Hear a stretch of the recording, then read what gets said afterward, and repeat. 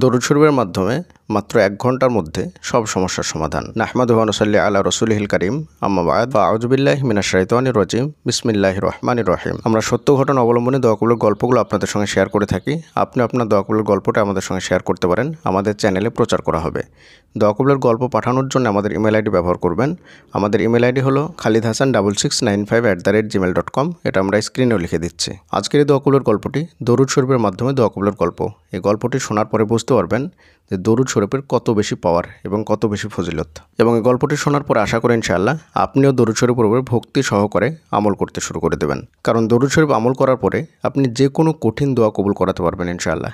এত বেশি পাওয়ার, এত বেশি ফজিলত দরুদ শরীফের। এই দোয়া কবুলের গল্পটি একজন ভাইয়ের দোয়া কবুলের গল্প। তিনি বলছিলেন যে বেশ কয়েকদিন আগে আমি এমন একটা সমস্যার মধ্যে পড়ি, সামনে কোনো রাস্তা দেখতে পাচ্ছিলাম না। আমার আত্মীয় স্বজন সবার কাছে আমি গিয়েছি, কিন্তু সবাই আমাকে না বলে দিয়েছে। এমত অবস্থায় আল্লাহ ছাড়া আমার কাছে আর কোনো রাস্তা খোলা ছিল না। এই ঘটনাটা মাত্র কয়েকদিন আগেকার ঘটনা। তিনি বলেন যে একেতে রোজার ক্লান্তি, তারপরে এই একটা টেনশন। আমি একদম পুরো শেষ হয়ে যাচ্ছিলাম। মাত্র 1 ঘন্টা 1.5 ঘন্টার মধ্যে আমার এমন পরিস্থিতি তৈরি হয়ে গেছিলো যে আমি মরে যাব এমনটা মনে হচ্ছিল। এমত অবস্থায় যেহেতু দিনের শেষ ছিল, মানে বিকেলবেলা ছিল আসরের পরে, তো তিনি কোনো কিছু বুঝতে পারছিলেন না। তাই তিনি অজু করে জায়নামাজটা বিছিয়ে জায়নামাজে এসে বসে পড়েন। তারপরে হঠাৎ তিনার মাথায় মনে হয় যে গত কয়েকদিন আগে তিনি একটা গল্প শুনেছিলেন, আর সেই ঘটনাটি ছিল শায়েখ সালেহ আল গাসমির ঘটনা। সেই ঘটনাটা হয়তো আপনারাও শুনেছেন। কঠিন বিপদ থেকে দরুদ শরীফের মাধ্যমে তিনি মুক্তি পেয়েছিলেন। তারপরে তিনি কিভাবে আমলটা করছেন সেটাও বলছেন তিনি। তো আপনারাও ইনশাআল্লাহ এভাবে আমল করার চেষ্টা করবেন। তো তিনি বলেন যে জায়নামাজটা বিছিয়ে আমি বেশ কিছুক্ষণ ইস্তেগফার করলাম। অনেকক্ষণ, প্রায় 15-20 মিনিট মতো একটানা ইস্তেগফার করলাম, সব কিছু মাথা থেকে ঝেড়ে ফেলে দিয়ে জাস্ট আল্লাহর উপরে ফোকাস দিয়ে ইস্তেগফার করলাম। ইস্তেগফার করার পরে কিছুক্ষণ দোয়া ইউনুস পড়লাম। তারপরে লা হাওলা ওয়ালা কুওয়াতা ইল্লা বিল্লাহ এটা পড়লাম। তারপরে লা ইলাহা ইল্লাল্লাহু ওয়াহদাহু লা শারীকা লাহু লাহুল মুলকু ওয়া লাহুল হামদু ওয়া হুয়া আলা কুল্লি শাইইন কাদির এটা পড়লাম।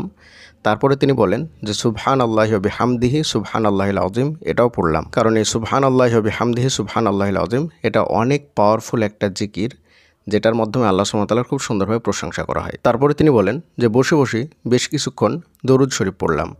তারপরে হাত দুখানা একদম উপরের দিকে তুলে দিয়ে, মানে একদম যত উপরে উঠে, যেটা হাত তুলে দোয়া করার সর্বশেষ স্তর থাকে, মানে একদম আমার লাগবে, সঙ্গে সঙ্গে লাগবে যেমনটা চাই, ওইভাবে একদম আসমানের দিকে হাত দুখানা ষাট করে উঠিয়ে দিলাম।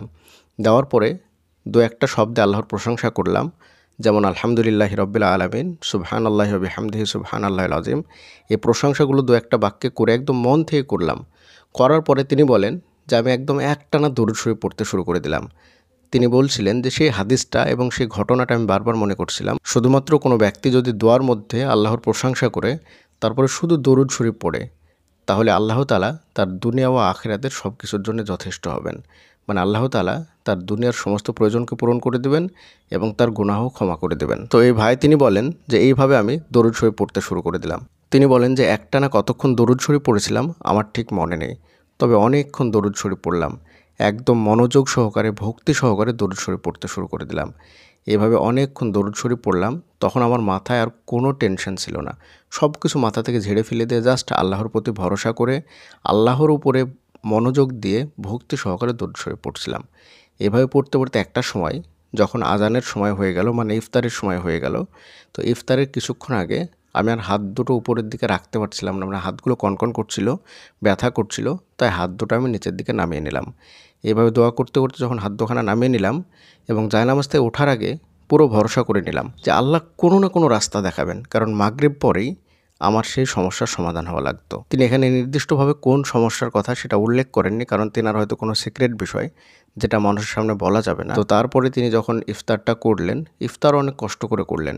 ইফতার করার পরে মাগরিবের সালাতটা আদায় করে তিনার রুমে এসে বসে আছেন, কারোর সঙ্গে কথা বলছেন না, কারণ সবাই তার কাছ থেকে হাত গুটিয়ে নিয়েছে।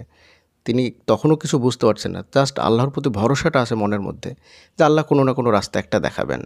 তারপরে তিনি যখন রুমের মধ্যে বসে আছেন এমত অবস্থায় হঠাৎ করেই তিনার ফোনে রিং বেজে ওঠে। তিনি যখন ফোনটা রিসিভ করেন তখন এমন একটা সুসংবাদ পান যেটা তিনি কখনো কল্পনাও করেননি। তিনি বলেন যে আমি 100% জানতাম যে আমার আর কোনো রাস্তা নেই। তিনি কোনো রাস্তা দেখতে পাচ্ছিলেন না।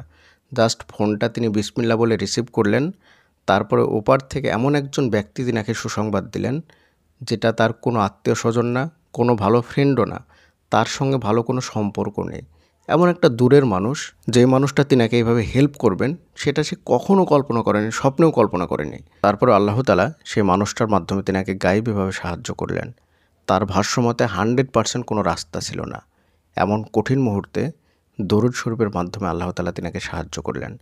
তাই প্রিয় দিনী ভাই এবং বোনেরা, যখনই সমস্যায় পড়বেন, এই ভাই যেভাবে আমলটা করেছেন একদম পারফেক্টলি করেছেন।